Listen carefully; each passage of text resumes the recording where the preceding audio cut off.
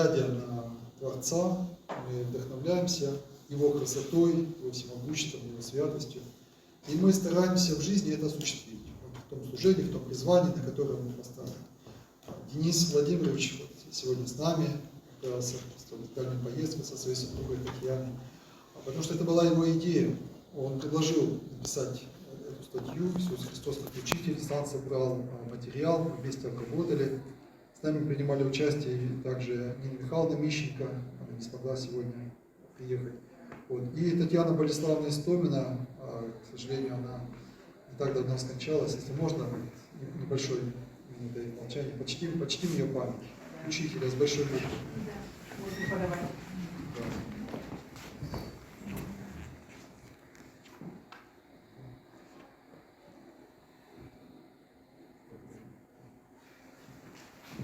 Да упокоит ее Господь, сидит правильно.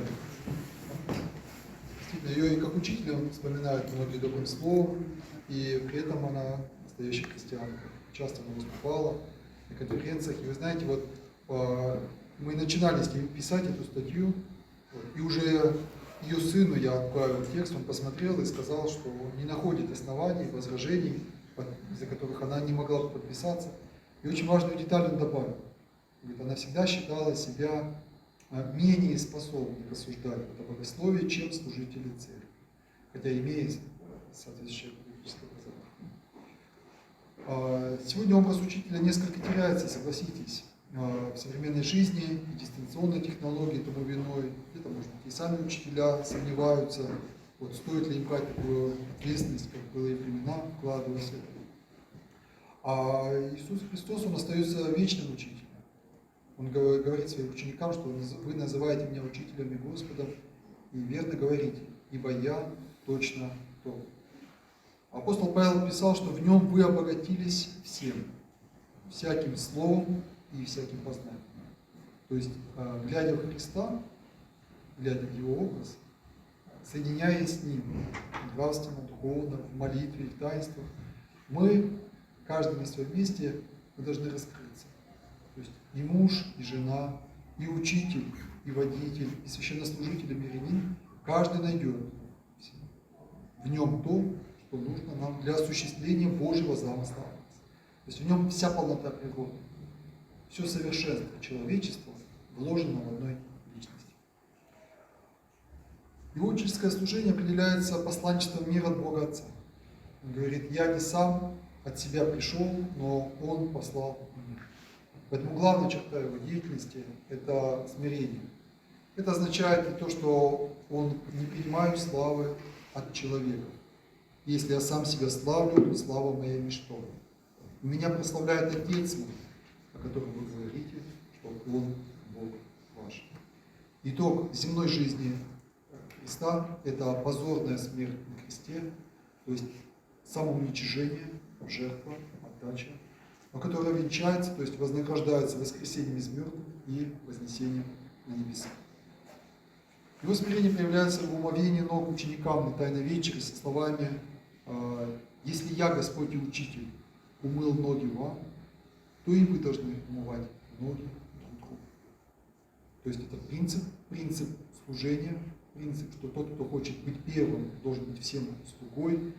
Он ложится в основу Господней школы, в которой есть церковь, имеющая стоять до конца веков. В служении Христа не может не впечатлить его милосердие кающимся грешникам. Когда к нему приводят женщину, взятую прелюбодеянием, он спрашивает, кто из вас без греха? Первый бросил в нее камень. И оказывается так, что без греха-то нет никого. Все люди грешны.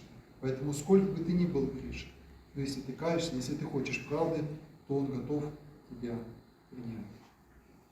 Его снисхождение означает и преподание материала слушателям сообразно их способности внести.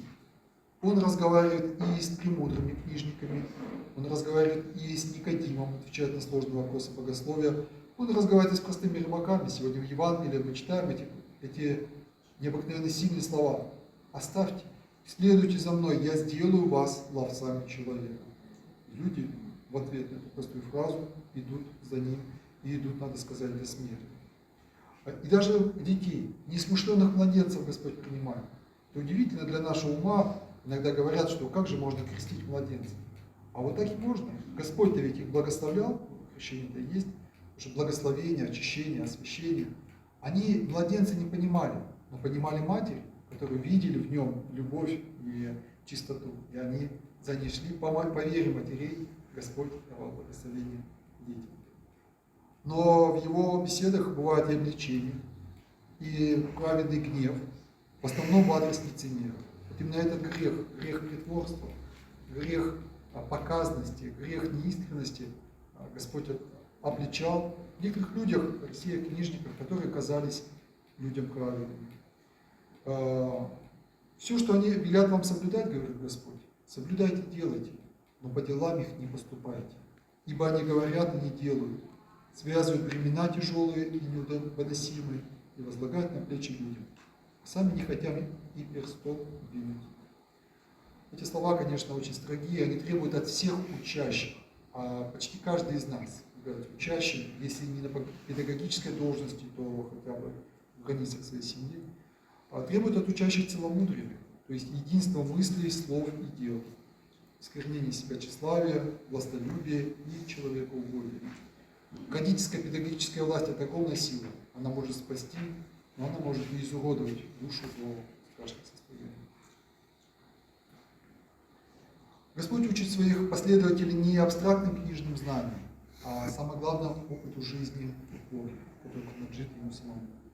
Посту, молитве, чудесам, изгнанию бесов, посвящению субботы, служения Богу. Он не дает прямых ответов на все земные вопросы, денежные в частности. Он прямо отказывается судить земные тяжбы людей.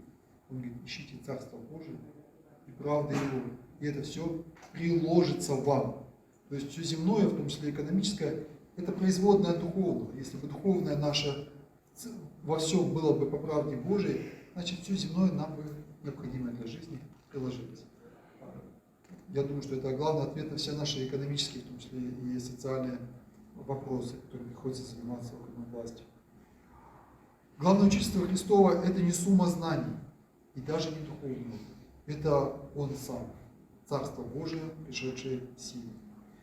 Я есть лоза, а вы ветви. Кто пребывает во мне, и я в нем, тот приносит много плода, ибо без меня не можете делать ничего. То есть, входя в его жизнь, в его смерть, посредством церковных таинств, верующие приходят к небесному родителю. Иисус не противопоставляет себя ученикам, Он их вовлекает в свое служение полностью. Дела, которые я творю, верующий в меня сотворит, и больше всех сотворит.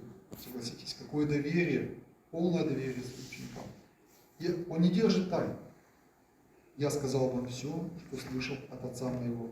Но вместе с тем повторимся каждому по его вере, по его способности вместить. Его жизнь через жертву, так сказать, перетекает в последователей, а через них дальше должна переходить в других людей. Так устроена церковь. Христос делегирует свои наставнические полномочия апостолам, будучи единственным истинным учителем. Он доверяет им при содействии Святого Духа продолжать его благовестие на земле. Слушающий вас, говорит он, меня слушает. А слушающий меня слушает пославшего меня. А отвергающийся вас меня отвергается, и отвергающийся меня отвергает пославшего меня. Вот эти простые нравственные правила, конечно, должны быть нравственным фундаментом настоящего педагога. Авторитетное, но не авторитарное господство над учениками, бережное отношение к их личности, воодушевление сильных, без раздувания в них гордынь и присугубого внимания к славам, ориентированность знаний и умений на конкретные жизненные этические задачи, искание правды Божьей, воспитание их собственным примером, не как потребителей, а как готовых служить своему делу даже до смерти, личная скромность и постоянная ссылка на вышестоящих умы, в том числе на самого Господа Бога. Это путь пробуждения в учениках, желание быть настоящими, мыслить все дела своей жизни как испытание перед судом вечности и воспринимать чужую боль как свою собственную. Помню, как один учитель, которого я тоже с уважением назвал настоящим учителем, сказал нам, что подлинная интеллигентность – это способность носить тяготы других людей.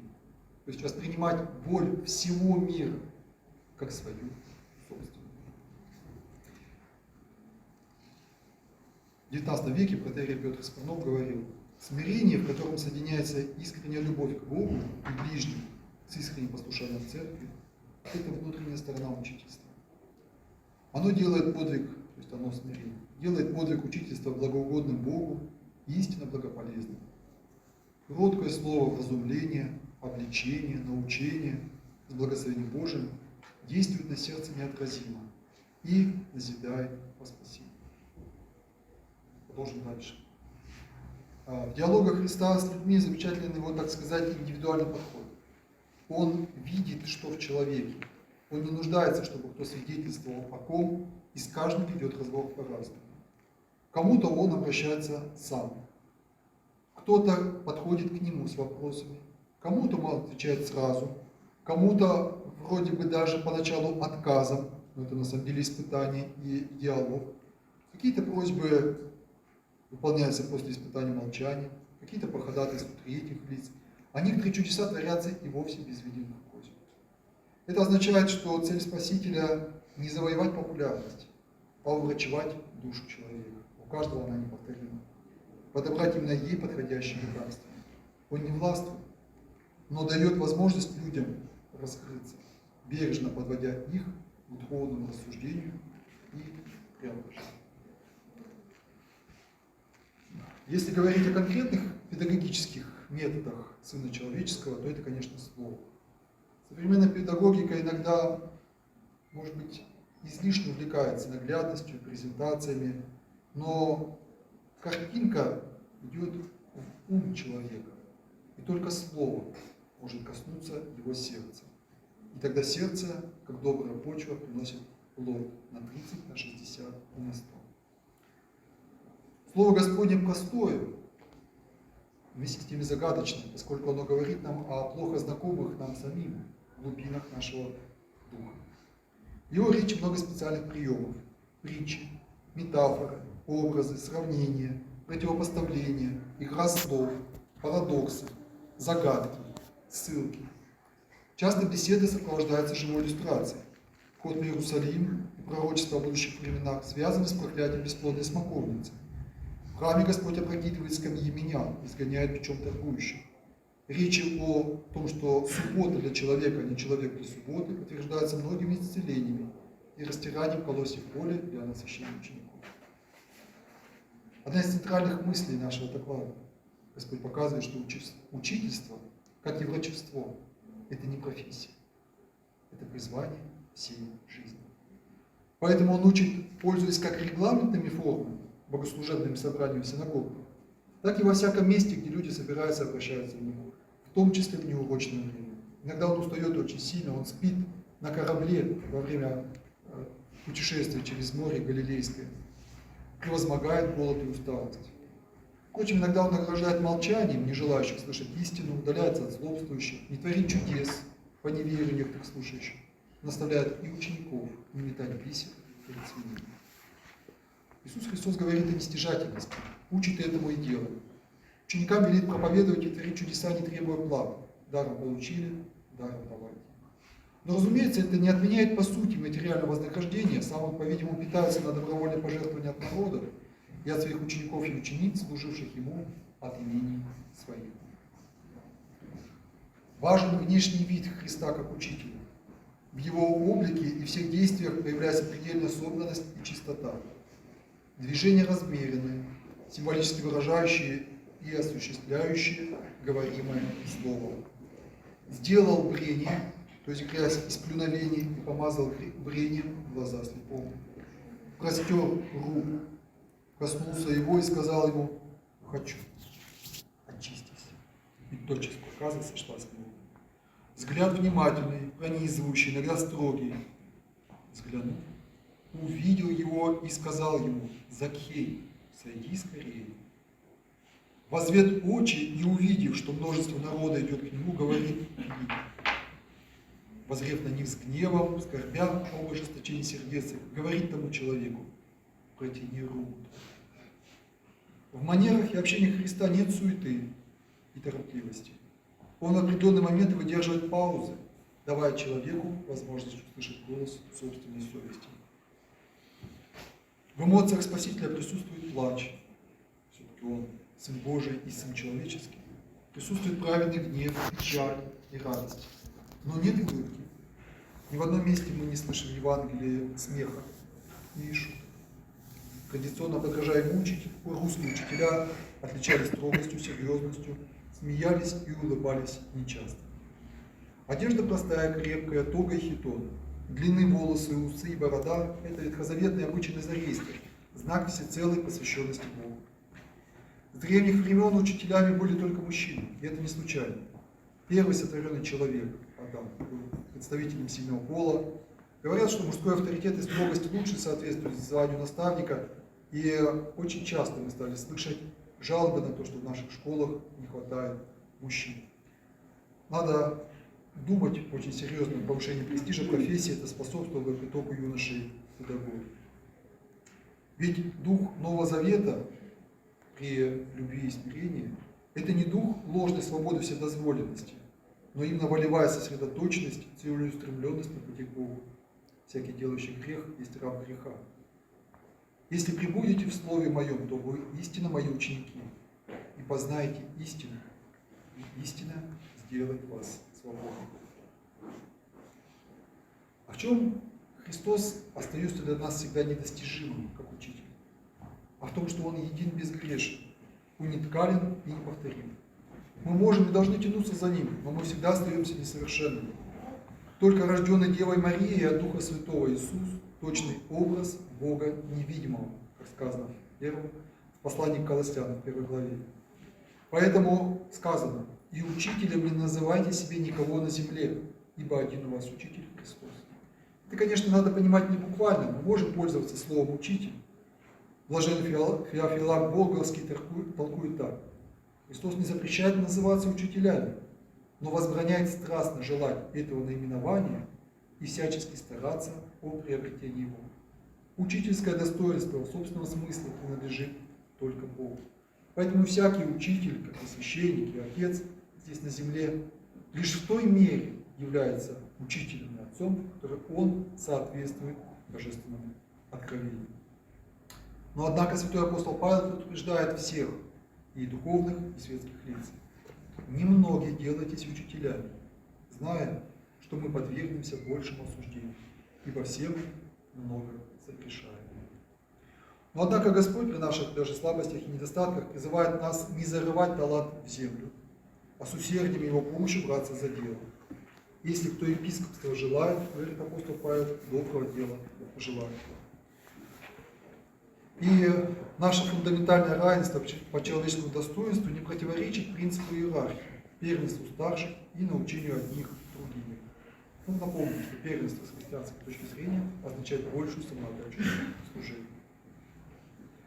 Сегодня педагоги говорят, что учитель становится в какой-то мере бесправным. Сама идея равноправия, вырванная из контекста заповеди «Чти отца и мать, и благо тебе будет, и долго проживешь на земле», она приводит к неэффективности системы воспитания и многим негативным явлениям в детской и молодежной среде. Господь говорит нам о величайшей ответственности детоводителя перед Богом. Если слепой ведет слепого, то оба упадут в яму. Поэтому хороший учитель, верующий во Христа, следующий его заповедям, подражающий ему и молящийся за своих учеников. Господь преподнес урок и родителям, как следует относиться к детям. Пустите детей, не препятствуйте им приходить ко мне, ибо таково есть Царство Небесное. И очень важные слова, относящиеся ко всем людям, что если вы не будете как дети, кто не умалится, как это дитя, тот не войдет в Царство Небесное. Умалиться — это значит уподобиться ребенку в чистоте, и злобе, и прощении, любви, целомудрии. Апостол Павел говорит: «И вы, отцы, не раздражайте детей ваших, но воспитывайте их в учении и наставлением Господнем». То есть в заповедях Божьих, посещении храмов, святом причащении, евангельском благословении, общей трапезе и общей молитве. Где двое или трое собраны во имя Мое, там и я посреди них, говорит Господь. И завершая эти размышления над образом Христа как учителя, подытожим. Иисус Христос являет нам образ совершенного божественного учителя, мудрого, всесильного, немногословного, проницательного. Он выполняет свою пасторскую миссию, приводит слушающих глаз Его к лугам Царства Божьего. Но и для нас, для всех этот путь открыт, он лежит через молитву. Святой праведный Иоанн Кронштадтский, известный в том числе и преподаватель, обращался к Богу так: Господи, призри, то есть посмотри, на нас ныне с высоты святые Твои, и осени всех нас благодатью Святого Твоего Духа в час сей, и подай всем нам ревность и силу к продолжению учения. Ты единственный учитель всех, Господи. Ты самосущная премудрость, умудряющая всех великих и малых. Ты Слово Отчее, дающее всем слово разума. Твое Слово в устах наших. Итак, сам поучай через нас, любезных Тебе отроков всех, чад Твоих, рожденных водой и Духом Святым во святой купели, и просвети их умы и сердца обильным светом Твоей премудрости.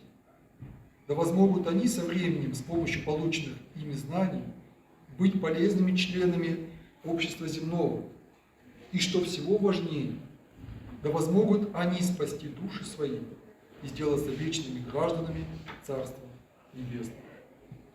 Итак, всякий, кто желает угодить Вседержителю в своем педагогическом служении, призван научиться лучшим чертам этой профессии у Сына Божьего.